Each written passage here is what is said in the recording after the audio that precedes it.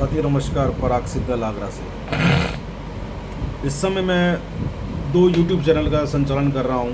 एक है कर जानकारी के नाम से, जिसमें मैं टैक्सेशन पर विभिन्न इशू पे अपनी बात रखता हूँ, आप लोगों से विचार विमर्श करता हूँ, फिर अपने मत रखता हूँ और आप लोगों से सहमति की अपेक्षा रखता हूँ। दूसरा चैनल है मेरा एंसेंट ट्रुथ। एंसेंट मतलब प्राचीन और ट्रुथ मतलब सच्चाई। इसके जो पीछे है मेरा जो बनाने का कारण है, इसमें हमारे भारतीय संस्कृति, भारतीय पौराणिक, ऐतिहासिक और जो मंथन करते हैं हम लोग, जो चिंतन करते हैं अपने देश के बारे में, अपनी संस्कृति के बारे में, अपने धर्म के बारे में, उस पर अपने विचार मैं रखता हूँ। हमारे देश में वैसे तो बहुत कमियां भी हैं और बहुत अच्छाई भी है। अगर मैं कमियों को ही गिनाऊँ तो ये मेरा व्यवहार गलत होगा अपने देश के और धर्म के प्रति। हमारे देश में और धर्म में बहुत अच्छाइयाँ भी हैं, लेकिन वर्तमान परिवेश में, वर्तमान स्थितियों में, या जब हमारा देश गुलाम हुआ उसके बाद में जो हमारा एक मानसिक पतन हुआ और राष्ट्रीय चरित्र का पतन हुआ, ये बहुत ही महत्वपूर्ण प्रश्न है।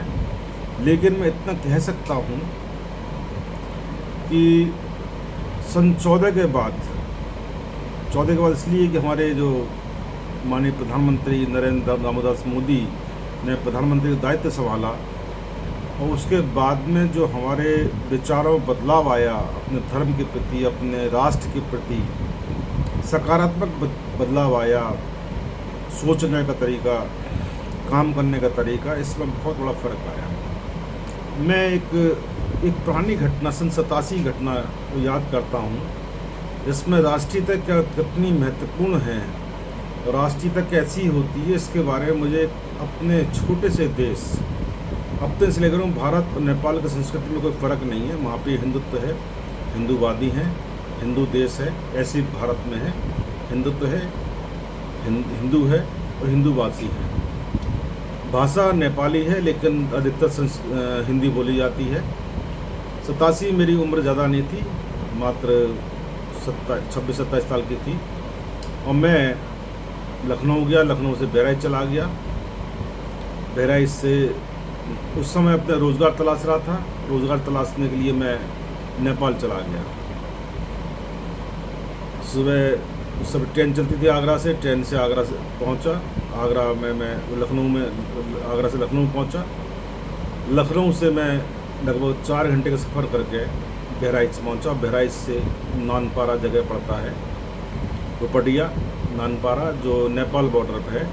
रुपडिया से तांगे चलते थे उस समय, और तांगे जो हैं वो नेपाल बॉर्डर तक, नेपालगंज जो नेपाल बॉर्डर सीमा में है, वहाँ तक जाता था रुपडिया से। तो युवा उम्र थी, मैं तांगे में बैठ करके रुपडिया से नेपालगंज के लिए चल दिया।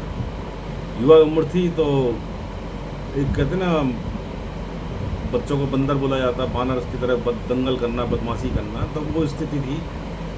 तो मैं तांगे के जो उसमें घोड़ा बंधा रहता है उस पे एक तरफ बैठ गया। मैं तांगा चलाने वाला था, पूरा तांगा भरा हुआ था, तो एक दूसरी तरफ एक मुस्लिम आके बैठ गया।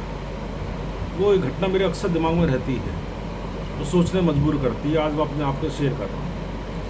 तो वो बैठ गया, चल दिया हम, तांगा टक टक करता चला जा रहा था। तो मुस्लिम व्यक्ति ने मुझसे पूछा कि मैं भैया कहने की बहुत आदत है, किसी को मतलब बड़ा हो छोटा हो भैया कहते हैं। भैया जी आप भारत से आए हो? मैंने हाँ भैया भारत से आया। एक बात पूछूं, बुरा तो नहीं मानेंगे? छूटते उन्होंने मुझसे एक प्रश्न किया। मैंने पूछो भाई बुरा मानने की बात क्या है, आप गलत थोड़ी पूछोगे। बोले क्या भारत हिंदू राष्ट्र है? बिना सोचे समझे मैंने तपाक से मैंने कह दिया कि हाँ हिंदू राष्ट्र है। अब उसका जवाब सुनिए आप। कहते नहीं, हिंदू राष्ट्र नहीं है। क्या? बोले भारत का तो कोई धर्म ही नहीं है, गैर संप्रदाय देश है। अब मुझे बड़ा गुस्सा लगा और बड़ा मुझे बुरा लगा कि मेरे देश के बारे में ऐसा बोला कि जिसको धर्म नहीं है कोई। जैसे मुस्लिम देश हैं वो उनका इस्लाम धर्म है, क्रिश्चियन देश हैं, अमेरिका है, रशिया है, और यूरोपियन कंट्रीज हैं वो क्रिश्चियन है, उनका धर्म क्रिश्चियनिटी है। मुस्लिम देश जो 56 देश है उनका धर्म इस्लाम है, पाकिस्तान का इस्लाम है, अफगानिस्तान का इस्लाम है। लेकिन उसने बहुत बड़ी बात की थी कि भारत का कोई धर्म ही नहीं है, कोई धर्मनिरपेक्ष है। तो मैं बड़ा चौंका। मैंने पूछा, बाबा आप कैसे कह सकते हो कि हमारा देश का धर्म नहीं है? कि बोले क्यों, कौन सा धर्म है आपका? तो आप तो गैर धर्मवाद, आप तो गैर संप्रदायवाद में है, धर्मनिरपेक्ष हैं आप तो मैंने अपनी झेप को मिटाने के लिए उससे पूछना कि आप मुसलमान हो? बोले हाँ। आप नेपाली हो? बोले हाँ नेपाली हूँ, मैं मुसलमान हूँ। तो जब उसने कहा कि भारत हिंदू राष्ट्र नहीं, नेपाल के हिंदू राष्ट्र है, ये बहुत बड़ा मेरे लिए प्रश्न था। तो मैंने पूछा, भारत जब नेपाल हिंदू राष्ट्र है तो आप मुसलमान हैं, तो आप नेपाल में कैसे रह रहे हैं? बोले नहीं साहब, मेरे देश का धर्म हिंदू है, लेकिन इस देश में रहने के लिए प्रत्येक व्यक्ति को, प्रत्येक नागरिक को स्वतंत्रता है, अपना धर्म को पूजा पाठ करने की स्वतंत्रता है। मैं ईद मनाता हूँ, दोनों जो भी त्यौहार होते हैं मैं करता हूँ, मेरे कोई रोक टोक नहीं है। लेकिन मेरे राष्ट्र जो है, मेरा नेपाल देश है, उसका धर्म हिंदू है। मैं इसलिए आपको वाक्य सुनाया कि आप सोचिए इस बात को कि हम लोग बड़ा ही धर्मनिरपेक्ष कहते हैं, सेकुलर कहते हैं। सेकुलर की परिभाषा क्या है तो जानने की कोशिश करी, कभी परिभाषित किया इसको? जो सन 76 में तत्कालीन प्राइम मिनिस्टर इंदिरा गांधी ने आपातकाल के दौरान संविधान में सेकुलर शब्द जोड़ दिया कि हमारा देश सेकुलर देश है।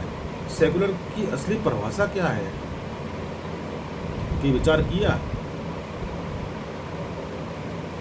सेकुलर का मतलब ये नहीं कि साहब हम एक धर्म को, एक मत को जो प्रमुखता दें और हिंदू धर्म को पीछे नहीं। साहब हिंदू धर्म तो सांप्रदायिक होते हैं, भगवान आतंकवादी हैं ये, या जो भी कुछ शब्द आजकल जो मीडिया में चलता है, जो गैर मतलब जो राजनीतिक पार्टियों की सोच है कि साहब ईद पे सेवइयाँ खिलाओ, साहब उन पर रोज़ा अफ्तार कराओ, लेकिन हिंदू धर्म पे जो है वो 9 दुर्गों पे कुछ नहीं करो। नहीं साहब, हम अगर करेंगे तो सांप्रदायिक कहलाएंगे।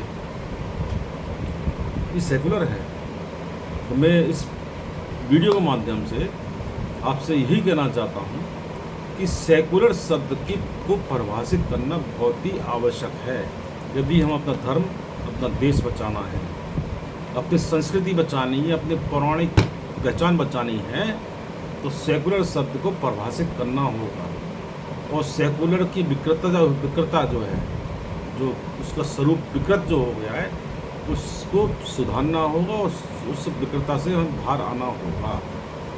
तो साथियों, मैंने अपनी बात आपसे कही है, आपको अच्छी लगे आप मुझे सब्सक्राइब करें, लाइक करें और शेयर करें। और मैं चाहता हूं कि आप मेरे विचारों से प्रभावित ना हों, लेकिन विचार, मेरे जो प्रश्न हैं, मेरे जो विचार दिए हैं, उस पर विचार ज़रूर करें, मंथन ज़रूर करें, आपस में चर्चा ज़रूर करें कि सेकुलरता को, सेकुलर जो हमारा जो संविधान में व्यवस्था दी गई है, इसको परिभाषित करने का, इसकी डेफिनेशन पर जन चर्चा हो, ये आवश्यक है या नहीं है।